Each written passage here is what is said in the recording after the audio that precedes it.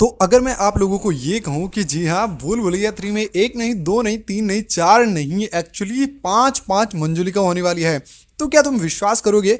बिल्कुल भी नहीं। एक्चुअल में मुझे भी इस बात पर बिल्कुल विश्वास नहीं हुआ, लेकिन जब मैंने थोड़ा सा दिमाग चलाया और थोड़े पिछले जो न्यूज़ आ रहे थे कुछ महीनों पहले, जब उनके बारे में मैंने नोटिस किया और ध्यान दिया, तब मुझे समझ में आया कि एक्चुअल में इसमें पांच मंजुलिका होने वाली है। वो पांच मंजुलिका कैसे होंगी, इस पूरे कैलकुलेशन को और जो टीजर और जो ट्रेलर में दिखाया जा रहा है वो सब कुछ झूठ है बॉस।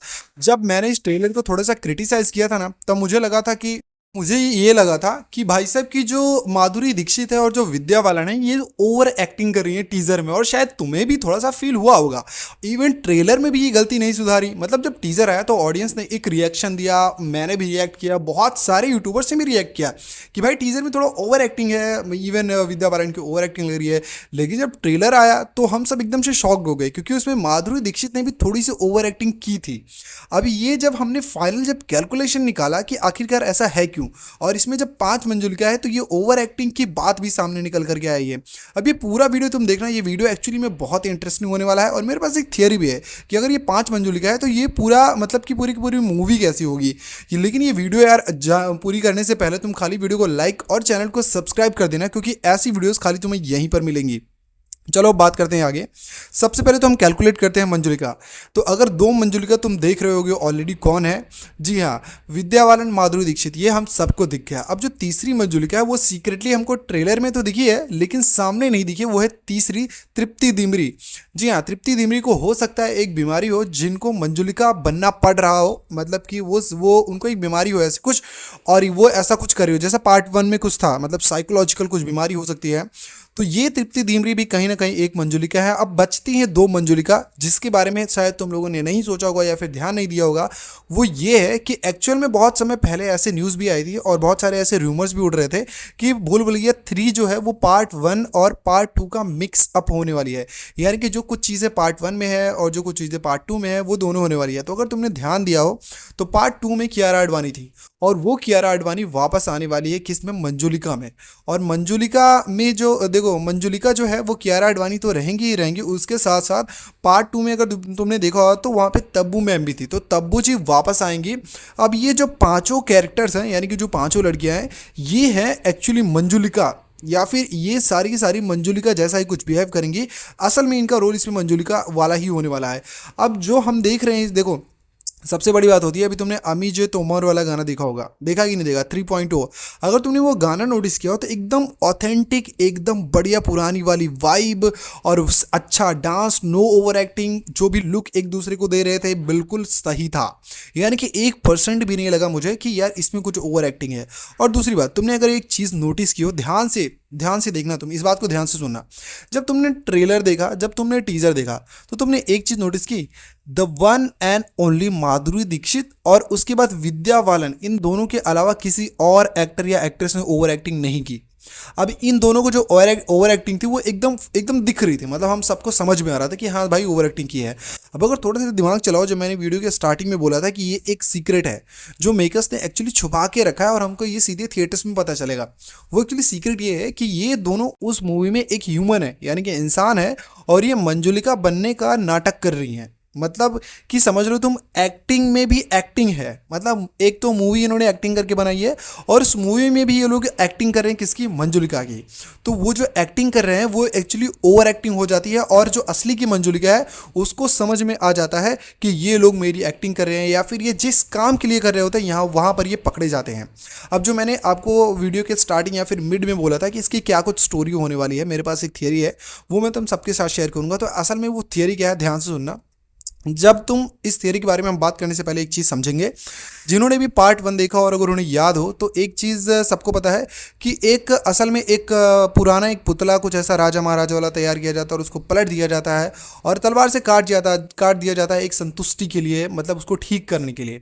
तो ये कहीं ना कहीं छोटी सी स्टोरी है कि अक्षय कुमार आते हैं एज अ डॉक्टर आते हैं, फिर वो एज अ बाबा बन के आते हैं, लेकिन उनको पता है कि ये एक बीमारी टाइप की होती है, मतलब असल में कोई खास भूत भूत नहीं दिखाया जाता, खाली चीज़ें रहती है, मतलब भूत रहता है बट असल में हमको दिखता नहीं है एक इंसान के उसमें। और पार्ट 2 में हमें असली में भूत दिखा था, यानी कि तब्बू मैम ही ऐसी थी जो सुपर नेचुरल पावर थी, बाकी सब खाली ऐसी डरावने या फिर वो सारे सीन चल रहे थे।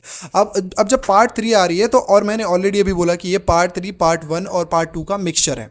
तो जब पार्ट 1 और पार्ट 2 को हम मिक्स करेंगे तो असल में निकलेगा क्या, तुम ये ध्यान से तो सोचो कि जब पार्ट 1 में असली का भूत नहीं था, पार्ट 2 में असली का भूत भी था और थोड़ी एक्टिंग भी थी, यानी कि असली भूत प्लस नकली भूत ये पार्ट 1 में था। और पार्ट 2 में तो नकली भूत था मोस्ट ऑफ टाइम और असली भूत कहीं पर हमें साफ साफ दिखा नहीं था कि नेचुरली ये है भूत है।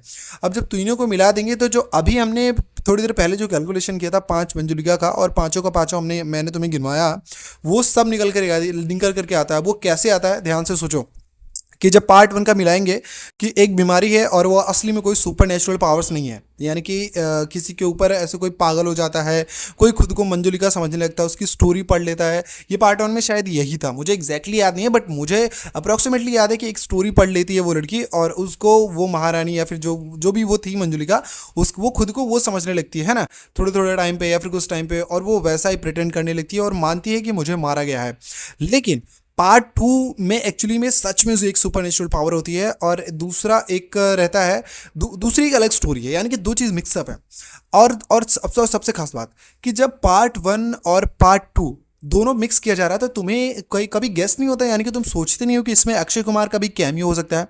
देखो मैं तो बिल्कुल पॉसिबिलिटी इसकी कहीं ना कहीं 75% मैं बोलता हूँ कि हो सकता है, क्योंकि जब मेकर्स ने बोला कि मैं पार्ट 1 और पार्ट 2 को मिक्स करके बनाऊंगा तो भाई पार्ट 1 में तो अक्षय कुमार भी थे और वो भी आएंगे, जब पार्ट 1 में विद्या बालन थी वो तो ऑलरेडी आ ही चुकी हैं, तो अक्षय कुमार भी कहीं ना कहीं इसमें एक तरीके से एंट्री मार सकते हैं। नो डाउट, इसमें तुम्हें भी बिल्कुल शक नहीं होना चाहिए और तुम्हें थोड़ा दिमाग लगाना चाहिए कि क्या सच में अक्षय कुमार इसमें कैमियो देंगे, क्योंकि देखो पार्ट 1 से विद्या बालन आ गई है, वो पूरा का पूरा जो राजा महाराजा वाला सीन था वो भी आ गया है। हमने अमिजीत तोमर में देखा है कि पीछे पूरा बैकग्राउंड वाला, और हमने ट्रेलर में भी देखा कि एक राजा वो बोलता है कि मैं ही राजा हूँ, तो वो एक पूरा सेट तो तैयार ही किया जा रहा है राजा महाराजा वाला।